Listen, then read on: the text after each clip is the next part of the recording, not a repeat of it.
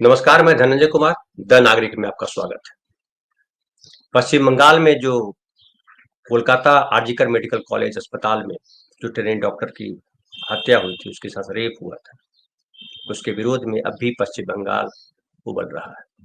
हालांकि आप जानते हैं कि उसकी जांच में पुलिस से लेकर के जांच सीबीआई को सौंप दी गई। उसके बाद सुप्रीम कोर्ट ने भी सुमोटो लिया। ऑल इंडिया मेडिकल एसोसिएशन जो है, उन लोगों ने भी धरना प्रदर्शन किया लंबे समय तक। लेकिन आज जो है एक और रैली आयोजित की गई है और कहा जा रहा है कि पश्चिम बंगाल छात्र समाज नाम का संगठन है, उसने ये रैली आयोजित की है। और इस रैली में जो राज्य सचिवालय है, जिसका नाम है नवन्ना भवन, उसका घेराव किया जा रहा है। कहा जा रहा है कि वो जो है चाह रहे हैं कि ममता बनर्जी इस्तीफा दें और इस रैली को बीजेपी का समर्थन हासिल है। हालांकि वाम दल और कांग्रेस इसमें शामिल नहीं है। उसके बाद पुलिस ने कहा कि पुलिस ने मांग की थी कि ये जो घेराव करने जा रहे हैं उसके नेता कौन है, ये जो कौन लोग हैं जो लीड कर रहे हैं। पश्चिम बंगाल छात्र समाज से ये पूछा गया था, लेकिन पुलिस का कहना है कि कोई इस पर जवाब नहीं आया। लेकिन सुरक्षा के कड़े इंतजाम पुलिस ने किए हैं। आज ये भी है कि वहाँ पे यूजीसी नेट परीक्षा भी आयोजित होनी है, सुबह 9:30 बजे से दोपहर 12:30 बजे तक, और फिर 3 बजे से शाम 6 बजे तक 2 पालियों में आयोजन होना है। कोलकाता पुलिस ने कहा कि किसी भी यूजीसी नेट उम्मीदवार को अपने परीक्षा केंद्रों तक पहुंचने में कठिनाई न हो, इसके लिए पर्याप्त इंतजाम किए गए हैं। दूसरी तरफ ये जो रैली की गई है, ये जो घेराव किया जा रहा है नवन्ना भवन का, उसके पहले एक वीडियो जो है पोस्ट किया गया सोशल मीडिया पे। वीडियो जो है बड़े वायरल हुआ है और उस वीडियो में ये कहा जा रहा है, जो लिखा गया है कि राजनीतिक गति के लिए लाशें गिरनी चाहिए। और इसको लेकर के टीएमसी का आरोप है कि इसके पीछे बीजेपी की साजिश है। और बीजेपी जो है, उनके जो नेता है, वो चाह रहे हैं कि पश्चिम बंगाल में न्याय न हो, पश्चिम बंगाल में अशांति भड़के, राजनीतिक अस्थिरता आए। और इसको लेकर के जो पार्टी के प्रवक्ता हैं टीएमसी के, कुणाल घोष ने खास तौर पे आरोप लगाया है। इसके अलावा आज जो रैली की जा रही है, उसको लेकर के पुलिस ने तमाम सुरक्षा बंदोबस्त किए हैं। ड्रोन से निगरानी की जा रही है और 6000 पुलिस बल को उतार दिया गया है। और इसके लिए 3 चरणों में बैरिकेडिंग की गई है। अगर पहला रैलिंग का घेरा अगर टूटता है, तो अगले घेरे में बांस से बनी सीजर बैरिकेडिंग की गई है। तीसरे रिंग में स्टील गार्ड बॉल की तैनाती की गई है। इसके बाद दूसरी तरफ रैफ के विशेष बल तैनात किए गए। अतिरिक्त पुलिस आयुक्त और संयुक्त पुलिस आयुक्त रैंक के एक अधिकारी प्रत्येक बैरिकेड की निगरानी में तैनात होंगे। कई डीसी, सहायक आयुक्त और इंस्पेक्टर भी उनके साथ रहेंगे। और बताया जा रहा है कि हर बैरिकेड पर कम से कम 500 से 600 पुलिसकर्मी होंगे। और सबसे पहले जो है उनसे कहा जाएगा कि आप हटिए यहाँ से, आगे मत बढ़िए। और अगर वो आगे बढ़ने की कोशिश, उन्होंने की रैलिंग तोड़ने की कोशिश की, तो उन पर पानी की बौछारें की जाएंगी। उसके अलावा रबर की गोलियां भी चलाई जा सकती है। और हालात काबू में कैसे रहे, इसके लिए जो कोलकाता पुलिस है, उसने तमाम तरीके के सुरक्षा इंतजाम किए हैं। लेकिन जो राजनीति की बात है, तो राजनीति इसलिए टीएमसी का आरोप जो है वो सच होता प्रतीत हो रहा है कि जब सारी किस्म के जो है जांच चल रही है, जैसा हाईकोर्ट ने कहा कि सीबीआई जांच करे, सुप्रीम कोर्ट ने सुमोटो कहा, 5 सितंबर को उसके लिए होना है, सुनवाई वापस होनी है, फिर इस तरह के आयोजन क्यों? ये सवाल तो उठता है। और सवाल ये भी उठता है कि ममता बनर्जी सरकार, ठीक है, जो उनसे गलती हुई, जो उनकी सरकार, उनके प्रशासन से जो गलती हुई थी, तुरंत कार्रवाई नहीं हुई, प्रिंसिपल को बचाने की का प्रयास किया गया, दिखाई पड़ता है।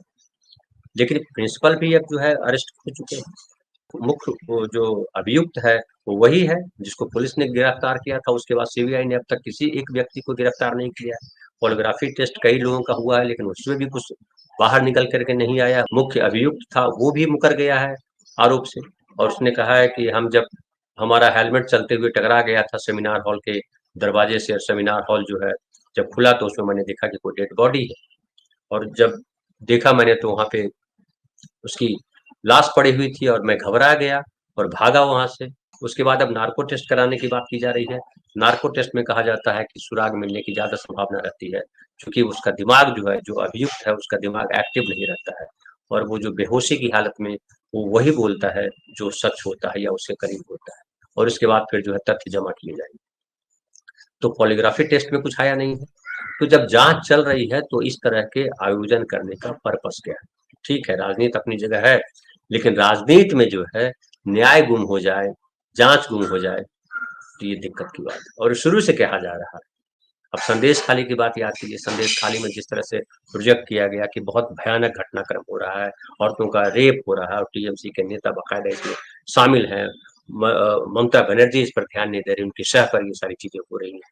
लेकिन बाद में पता चला कि ये पूरा का पूरा झूठ है। उसमें प्रधानमंत्री से लेकर के गृह मंत्री तक शामिल थे, वहां के स्थानीय बीजेपी के नेता शामिल थे इस तरह के आरोप लगाने में, लेकिन उसमें फाइनली जो है कुछ साबित नहीं हुआ। इस घटना में घटना हुई है, दुर्भाग्यपूर्ण है।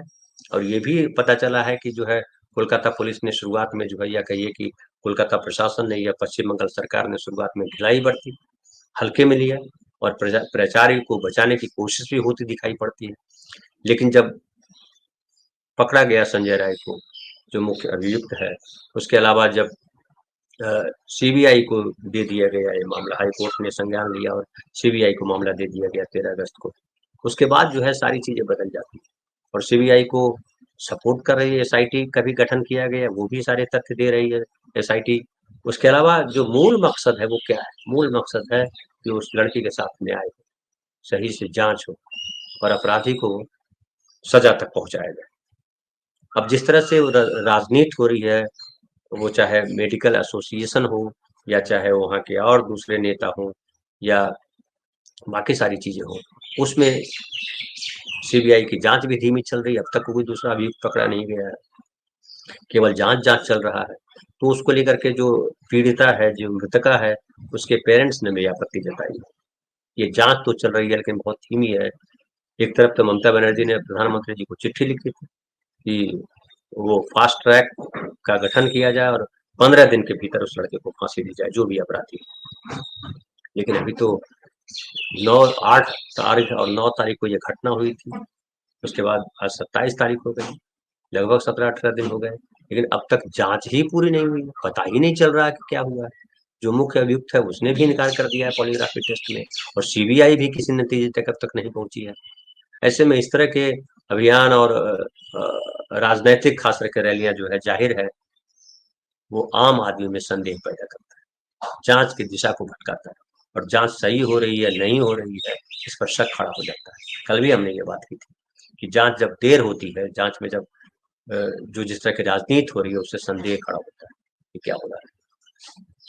तो आम आदमी क्या चाहता है? आम नागरिक क्या चाहता है? आम आदमी नागरिक चाहता है कि सच सामने आए, लेकिन इस तरह के अभियान, जो राजनीतिक अभियान है, वो सच को कहीं न कहीं जो है, सच आ भी जाता है तो एक संदेह पैदा हो जाता है कि पता नहीं सच है कि नहीं, और ये न्याय के लिए बहुत खतरनाक है, समाज के लिए बहुत खतरनाक है। आज इतना ही, शाम में क्या होता है अब इस पर हम नजर रखे हुए और हम फिर इस पर जो है चर्चा करेंगे। बहुत बहुत धन्यवाद।